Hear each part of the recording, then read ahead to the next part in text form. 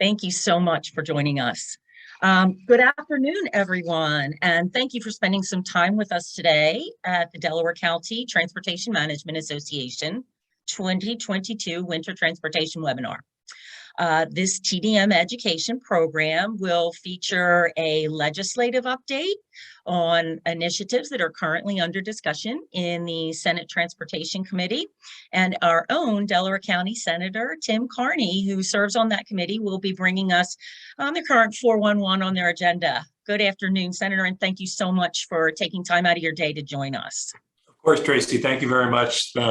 My pleasure always to be here. I'm calling you from my office in the Capitol in Harrisburg, and we just minutes ago got off the floor from our session meeting. Good afternoon, everyone. For those of you who don't know me, I'm Senator Tim Kearney. I'm happy to be here to speak with you about transportation issues in the legislature. I've been a member of the Senate Transportation Committee since I joined the Senate in 2019. And as the Democratic chair of the Local Government Committee, I've had a front seat to the intersection of local issues, land use, and transportation. I recently was appointed as the vice chair of the Appropriations Committee for the Senate Democrats. And I'm excited to join the leadership team as we head into budget season this year. And obviously transportation issues are huge in the budget concerns. So transportation issues and investments in their systems are high priorities for me and my office. And I will encourage each of you to reach out to my team to discuss your particular needs and concerns. We're always eager to work with stakeholders. For example, how my staff and I wrangled our federal state partners to get the Settlers Avenue Bridge project back up and on track in Ridley Park during my first year. We're interested in your perspective of priority projects. And as I said, our door is always open. So with all that being said, I'd like to touch on a few issues moving in the legislature and the Senate Transportation Committee. Earlier this morning, the Transportation Committee met and we passed Senate Bill 965, which expands testing and limited commercialization of highly autonomous vehicles in Pennsylvania beyond the current pilot program that's going on in the Pittsburgh region. The bill makes adjustments to our transportation statutes to accommodate procedures for driverless vehicles, including cars and trucks, but interesting, not school buses. However, it does not authorize the sale of these vehicles, and the state will continue to limit their access to research companies and institutions.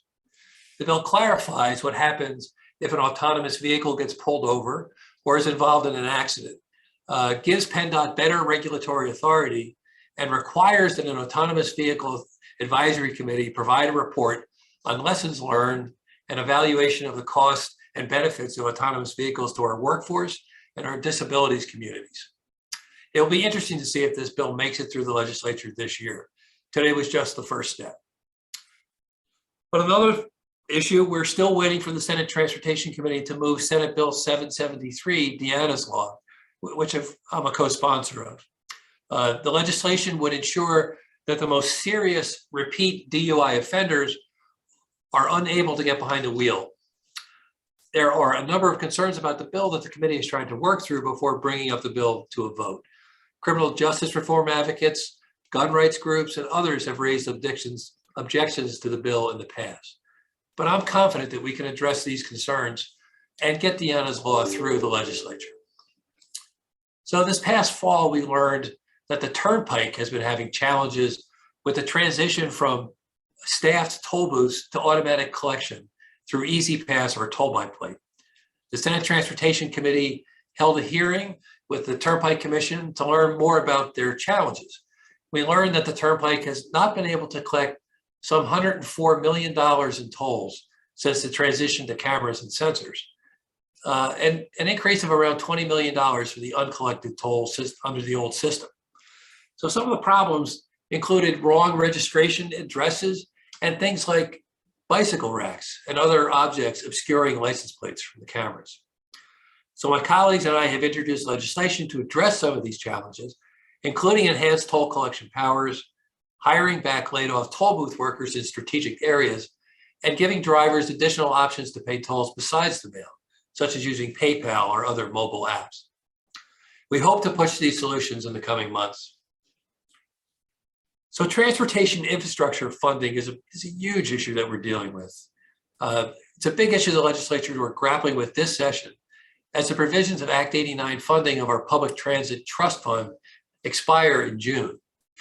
I'm fighting to ensure that SEPTA's funding is protected so that our service in Delco and in the region generally, so that we can build key infrastructure that will help our economy and connect people to jobs, such as the extension of the Norristown line from Upper Darby to King of Prussia. I'm optimistic that the legislature will continue to fund the Transit Trust Fund at $450 million a year, given that we have an almost $2 billion in budget surplus this year. And because of how important public transit is to getting our workforce to jobs and to reduce congestions on our roadways. In addition to transit though, we know we have a lot of catching up to do in funding our transportation systems in Pennsylvania. Currently, we're underfunding our maintenance of our roads and bridges by some $8 billion a year, which is why we are so often rated near the bottom of states when it comes to our infrastructure. As supply chain logistics become increasingly critical to the American economy, we know that we need to compete in this field or we condemn ourselves to failure and economic decline. I don't consider failure to be a real option for the communities that I represent. With that being said, it's time for the legislature to start thinking about funding alternatives to our transportation system. Our painfully high gas tax is not helping us anymore, as more electric and fuel-efficient vehicles gain popularity in the marketplace and commuting patterns have changed during the pandemic. But the legislature hasn't considered any legislation yet. In the meantime, the Wolf administration has proposed one solution, using the public-private partnership program to toll a number of major bridges that are in need of serious repair, including the Girard Point Bridge by the airport. These tolls would fund the repairs of the bridges, and surplus would fund infrastructural projects in each PennDOT region. This proposal is understandably controversial in the legislature, however, and unless the legislature can introduce and pass significant funding alternative to the P3 toll plan, many elected officials don't see how bridge tolling can be avoided without us damaging our economy, risking public safety, and causing major gridlock to our roads in the coming years. Now, there are alternative funding solutions out there that we consider. Last summer, Governor Wolf convened the Transportation Review Options Commission to come up with ideas for ways to replace the gas tax, such as a mileage-based user fee, e-commerce delivery convenience fees, or updating state fees such as vehicle registration. The legislature needs to seriously consider the commission's proposals and what the consequences would be if we maintain the status quo. Any changes that are made would need to be properly planned for, implemented slowly over time, and involve collaboration with many stakeholders. We need to seriously consider these proposals soon, because if we don't consider new revenue mechanisms for transportation infrastructure, we will miss out on the opportunity to maximize federal funding from the Infrastructure Investment and Jobs Act. Many of the new law's programs are optional grant programs that require state or local matching funds, and we need to come up with the funding to get those federal dollars. So I'm not sure the process is. Are we going to do any questions now, or should I go ahead and introduce the secretary? Sorry about that. No, I think we have some questions. Oh, no question. There was a question in the Q&A. If anyone has any questions for the senator, you can put them in the Q&A. Okay. Tracy, there was one there. I think it's under the answered section, but Senator, the individual specifically referenced House Bill 140 regarding being protected bike lanes. They're just indicating they'd like to see this voted on in the Senate and move to the governor's desk for signature. So it's more of a letter of endorsement to you to help move that along now that we have a new minority chair for the Transportation Committee. Thank you, Madam Secretary. Yes, bike lanes are a very important one, and for some reason it's been clogged up in the Senate Transportation Committee. But as the Secretary indicated, we have a new minority chair and a majority chair who's at least willing to discuss moving it forward. So we're very hopeful that we can be pushing this bill soon and get it to the governor's desk for a signature. Perfect, thank you. And yes, I know in Delaware County, well, in all of the surrounding counties, the DVRPC supports that with additional bike maintenance programs once the lanes are actually decided upon in certain municipalities. So the upkeep of that can be done through municipalities and the DVRPC. I don't see any other open questions. If we get questions, we will forward them to your staff, Senator, and make sure that these are, oh, here's another one.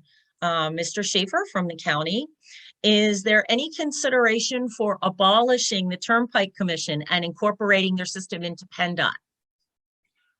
I don't think there's any serious discussion along those lines, Tom.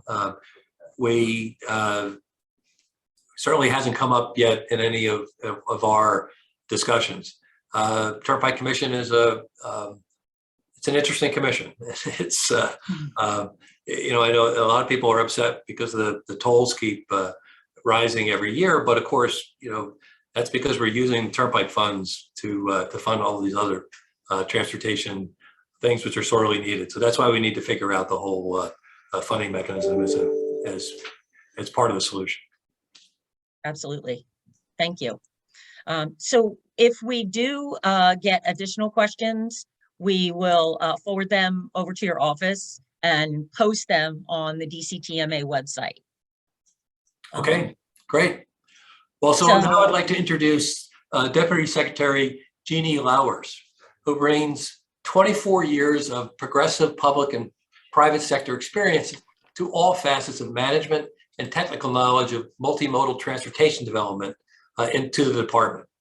In her role as a Deputy Secretary for Multimodal Transportation, she oversees department initiatives and policy related to public transit, aviation, rail freight, passenger rail, our ports, and of course, pedestrian and biking trails and infrastructure. So given that our supply chain crisis and the passage of President Biden's Infrastructure Investment and Jobs Act, I'm sure Jennie has been extremely busy, and we're all eager to hear from her. Madam Secretary. Thank you, Senator. And listen, just a special thank you to the Senator and Sarah, who I've been very fortunate to work with on different initiatives that aren't always a pleasant experience for any of us, but it's been great to work with you too and get some positive things done. So thank you. Thank you so much. So I'm going to attempt to share my screen. Let's see how this works. And all right, so it should be working. Sarah, can you nod your head if you can see my PowerPoint? All right, that's awesome. All right, so let's, we'll go to the next screen. So I'm going to talk a little bit, the Senator focused on the state level. I'm gonna start out and talk a little bit about the bipartisan infrastructure bill that was recently passed, also known as the Infrastructure Investment and Jobs Act, only because the federal monies coming in are important. We are also, that doesn't get us out of the woods, so to speak. We still need that state investment, but I think it's important to understand how the two interrelate. So Larry Shiflett helped me a lot with the highway side. So if the group has specific questions regarding that I can't answer, I will definitely follow up with you, but just to understand the overall assessment of it. So here's kind of chronology of it. I think anybody that was in this business was closely watching this before Thanksgiving, and we were all pleasantly surprised when it finally happened, to be honest. But again, here's the numbers are astronomical, right? So 351 billion nationally for roads and bridges, and this is a 5-year infrastructure bill. So that's another important thing just to note. And in addition to the highway component, we receive significant investment for transit, highway safety, which is a little bit different of a component, and 66 billion for passenger rail, which will be transformational for that mode. So again, we talk a lot about the different components and the billions for EV and how that's going to help transition, you know, how we travel. And then it talks a lot about, you know, where's this money coming from? So Larry and I both talked at length about this last bullet point. So this does not provide a long-term revenue solution for the Highway Trust Fund. I think it's what we considered a short-term and necessary fix, but you know, we don't, when we talk about it, we don't want anybody to think, hey, we're out of the woods, right? At the same time, nobody ever says, no, federal government, keep your money. It was a welcome increase. I'm sure the senator will attest to that. We were very happy for that. It is an increase over our previous allocations. But let's not kid ourselves. These state dollars aren't 100, or these federal dollars aren't 100%. We still need to match them. So that's typically 20% in the highway division.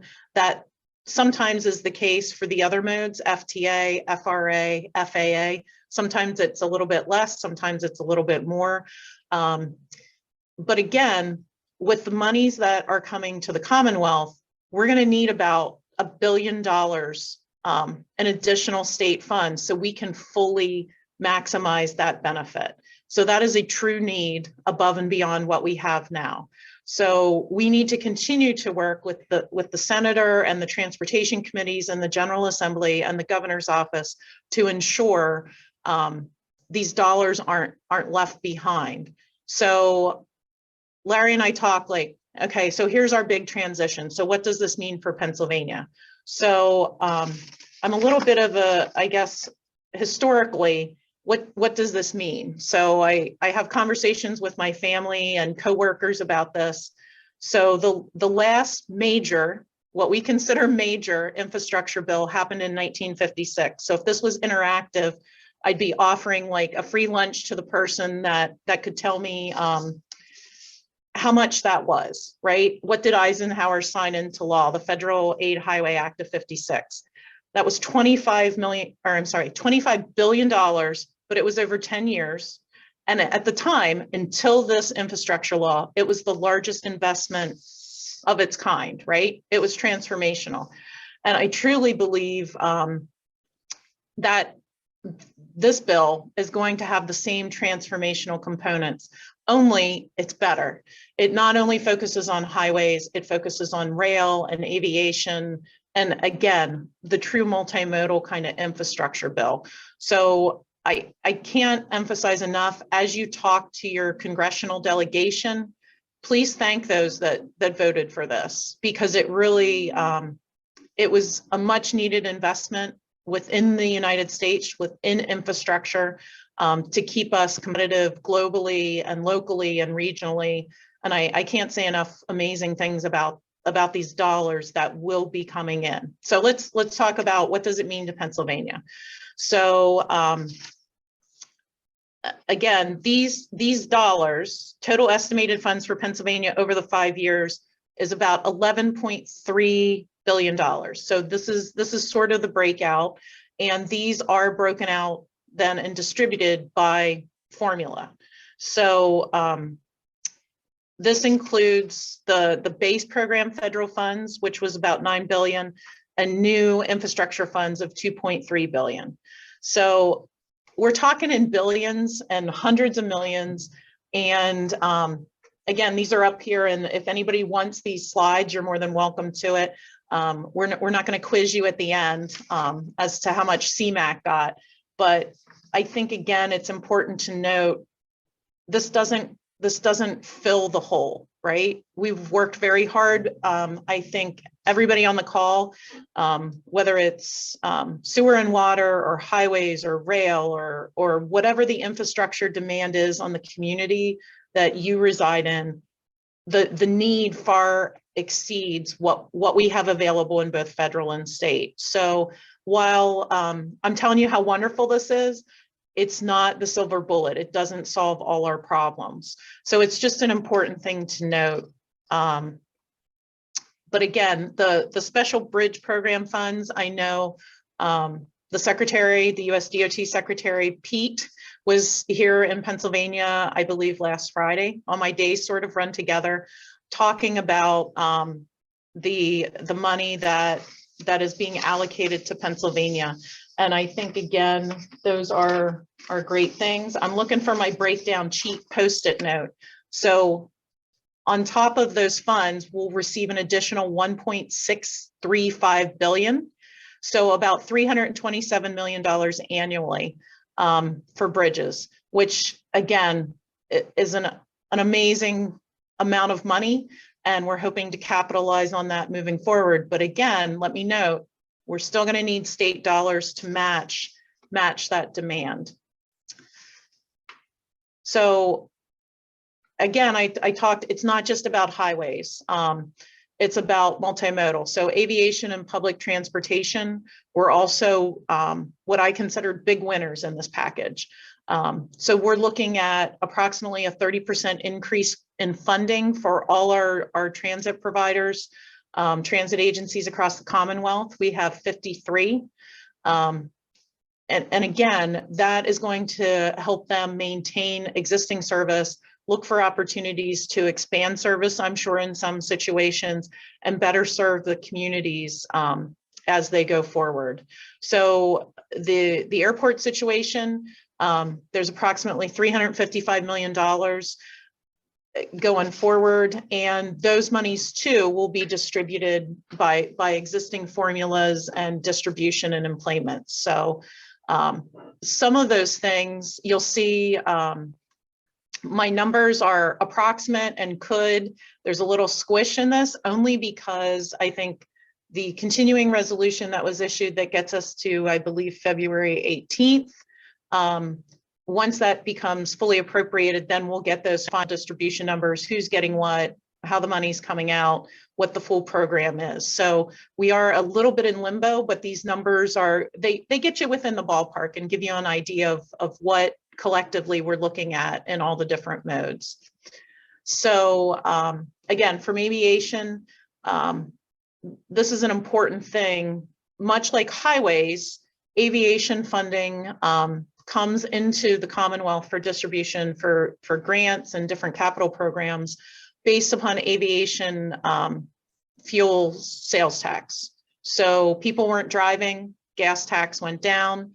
And as the senator can attest, you know, we receive on the highway side about 75%, 78% of our budget from gas tax.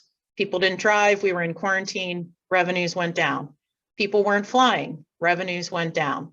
So we're also looking at how do we identify those state funds to fully maximize the aviation monies that will be available to us through bill. Public transportation. So again, in totality, I mentioned we're looking at a 30% increase. It's approximate. Some will be a little less, some will be a little more over that 5-year time period. I think it's great. Another great thing about this bill is that not only is money distributed by formula, but there's also incredible competitive opportunities to obtain additional grants. So I think as we go forward, you know, we'll be teaming up with our different agencies and partners to go after these grants, bring additional dollars home to the Commonwealth to further maximize the available funding that's out there at the federal level. Passenger rail. Okay, so this is a lot going on here. And the staff provided this to me and I was like, well, I could eliminate some of it. But again, for those of you that want copies of these slides, they will be available. But I think the important thing to note is we at the Commonwealth, most of the passenger rail money is going to Amtrak, but there is a small allocation that will come to the Commonwealth and we will continue to invest that as you see improvements on the Keystone line. And those dollars are eligible from Harrisburg to Philadelphia. So you'll see, normally we get 7 million. We think that will potentially increase to 9 million. And then in the State of Good Repair program, we usually get about 15 million, and we think that'll go up to about 20.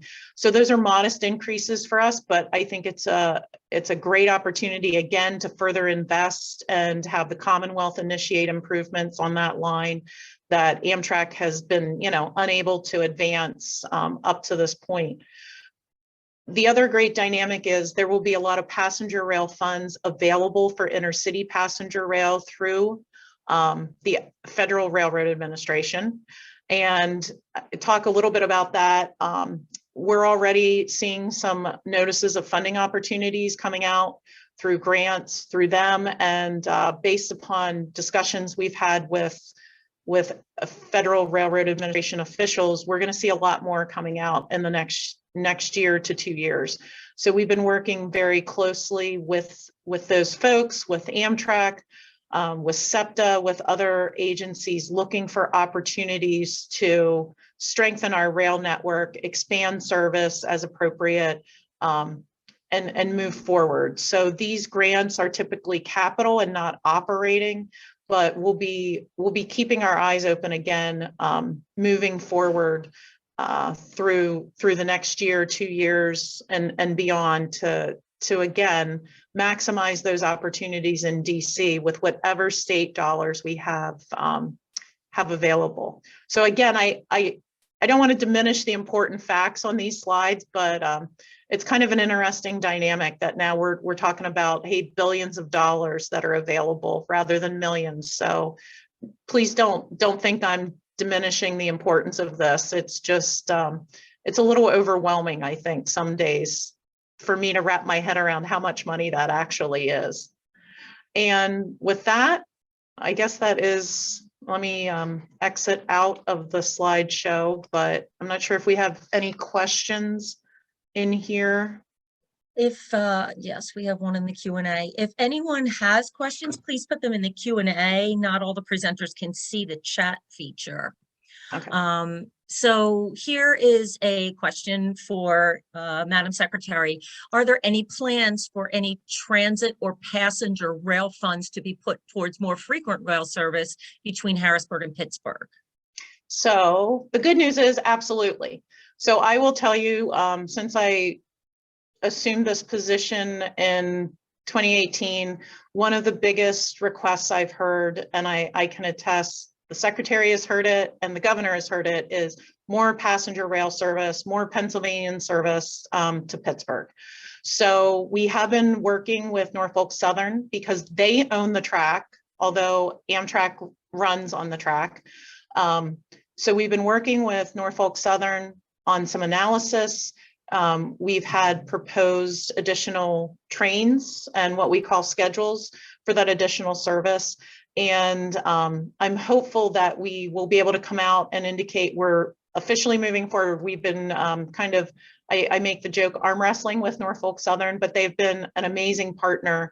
They know how important this is to not only the governor, not only me, but to the Commonwealth. And this is one of those topics that, again, the senator can attest, there is support on both sides of the aisle for this, right? In the Senate, in the House, I have Republicans and Democrats pounding down my door saying, we need to do something about this. So the good news is about some of this federal funding that is being made available. Part of it is to also acquire train sets, which normally the Commonwealth would be on the hook for. So we're looking at our budgeting right now. And yes, I can tell you we are very seriously considering that. And I'm hopeful that we'll be able to make some substantial announcements in the next, hopefully 2 to 3 months.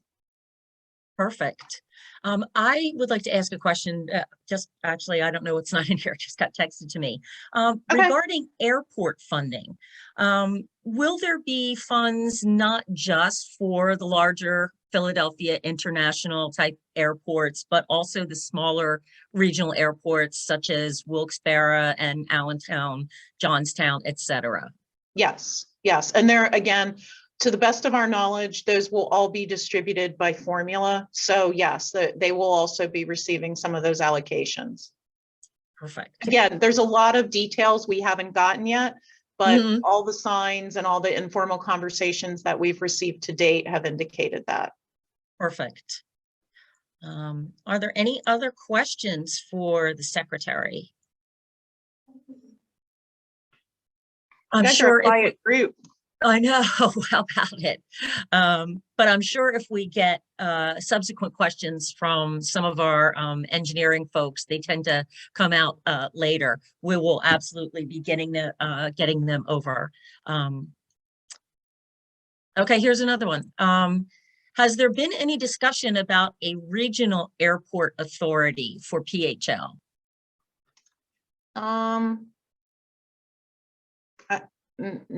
Not that I'm aware of. That doesn't mean, again, there may not have been. I'm not sure the context of that question. I'm not in the loop on any discussions if there are some. Perfect. Yeah, not sure where that one's coming from, but not Okay. that I'm aware of. Yeah, we haven't heard anything on our end either. Okay, good. Okay. Yeah, the senator's probably more in the know than I am.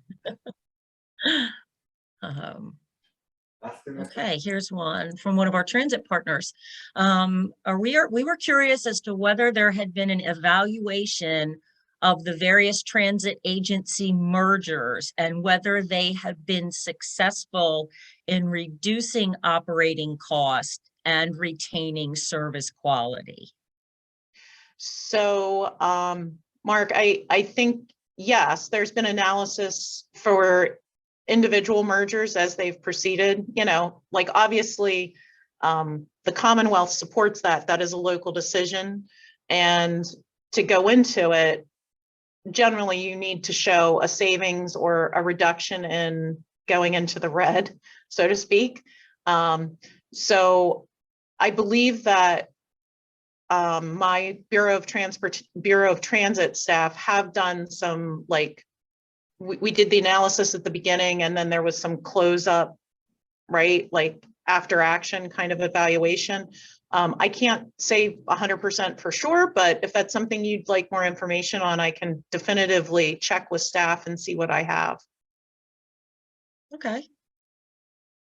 Are there any other questions from our attendees?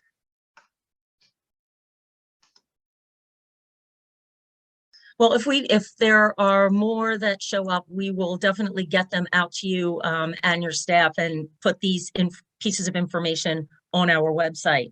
The presentation that Secretary Louwerse gave to us will be posted on the DCTMA website probably by the end of the week, and we will send out a link and make sure that everybody here also receives that in Senator Kearney's office and also at PennDOT, and we will also get that to our representatives over at District 6 as well, in case any of this information would like to be passed along or go out.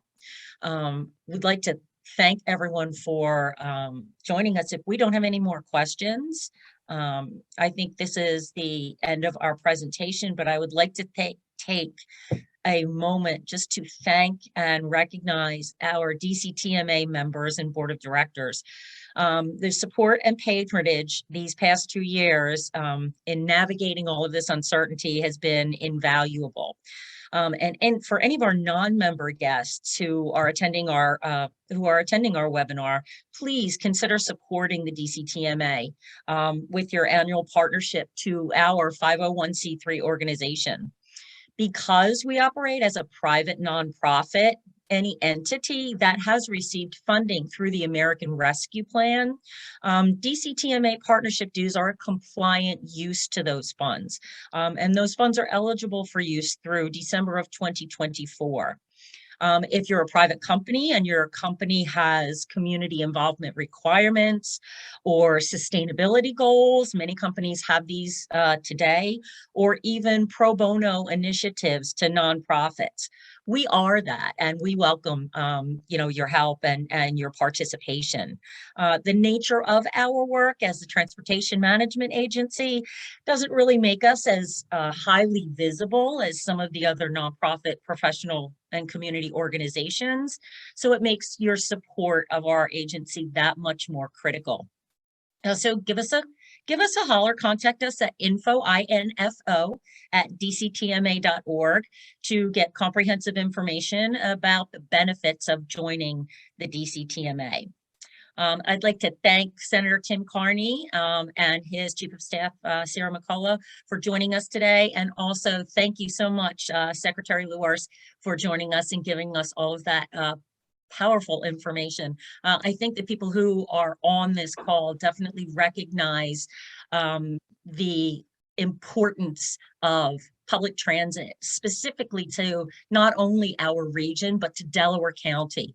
When you look at the Philadelphia ring counties, we are an extremely densely populated county and rely very heavily on public transportation to get from here to there. So we're very much encouraged and looking forward to all the benefits of the bipartisan infrastructure law.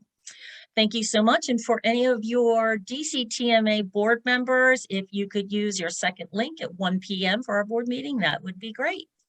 Thank you to everyone who joined us today. And remember, travel safely and sustainably. Thank you, Tracy. Thank you. Thank you, Senator. Bye, Sarah. Jenny, good to see you again. Good to see you guys. Good to see you. Thank you.